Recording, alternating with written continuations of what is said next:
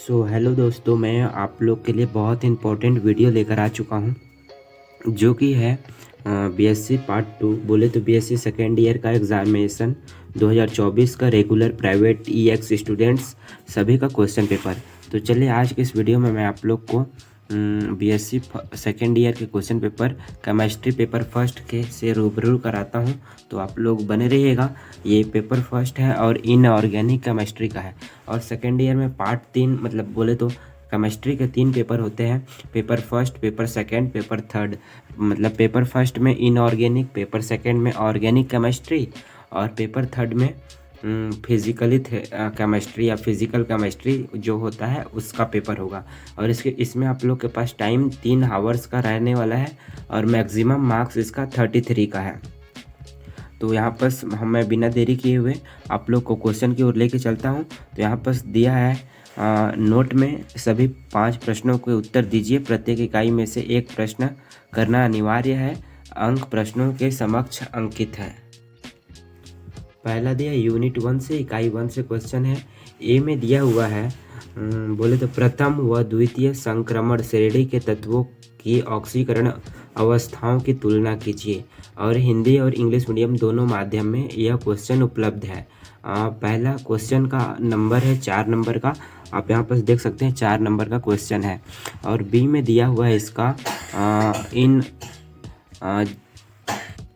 B में दिया हुआ है ZR व HF की आयनिक त्रिज्याएं लगभग समान होती है, क्यों?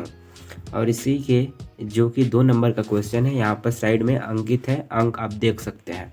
और इसी का सी में दिया हुआ है Zn+2+ रंगहीन क्यों होता है। और इसके अथवा में क्वेश्चन दिया हुआ है,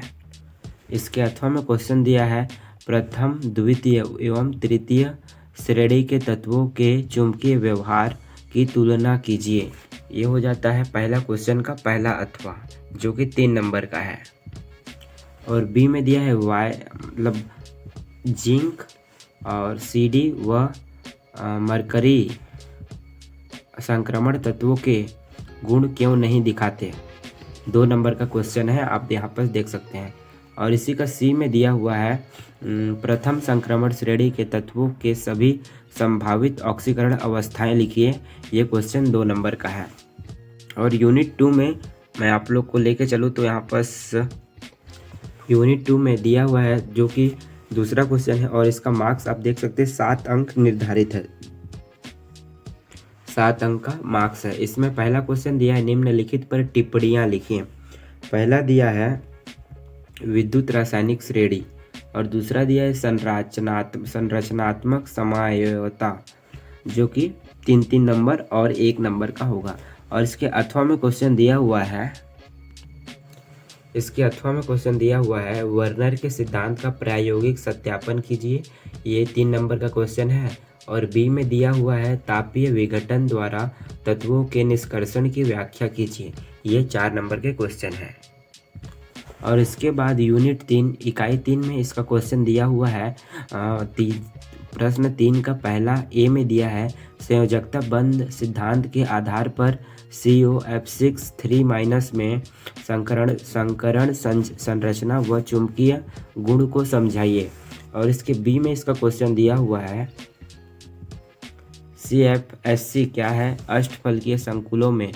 फर्स्ट में D4 प्रबल क्षेत्र, दूसरा में D6 दुर्बल क्षेत्र और तीसरा में D7 दुर्बल क्षेत्र के लिए CFSC की गणना कीजिए, दिया हुआ है। और इसके अथवा में क्वेश्चन दिया हुआ है ए में लिगेंड की प्रकृति del0 को किस प्रकार प्रभावित करती है।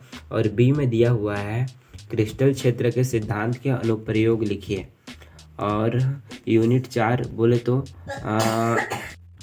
यूनिट 4 में आपका क्वेश्चन दिया हुआ है प्रश्न चौथा है ए में दिया है एक्टिनाइडो के सामान्य लक्षण व इलेक्ट्रॉनिक विन्यास लिखिए। ये 3 नंबर का क्वेश्चन है।